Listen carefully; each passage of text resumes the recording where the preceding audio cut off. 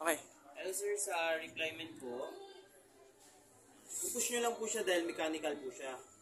1, 2, 3. May 3 stages po siya. One of the good thing dito is 90 degrees po. And then kung ibabalik natin siya into lie down positional po, may grab lang sa kanya. Grab lang po, and para po mag-adjust. Okay. And then po mag-lie down. And then sa reverse po niya, pull up lang po both side. Pull up lang, and then reverse.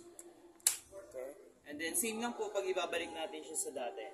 Pull up, reverse. And then sa mechanism po, sa pag open and close, slide, press, and then down lang po, magko-compress yan.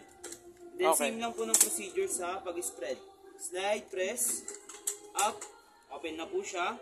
And then for braking po, pinaka-unique po sa kanya, kagandahan dito, para po mag-stop siya, pull up lang, stop na siya.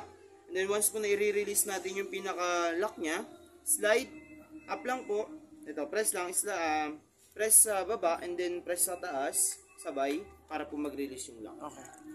Yun lang naman sir, and then ito. Wala naman na po.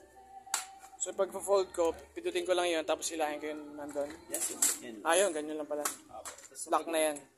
Okay, sige.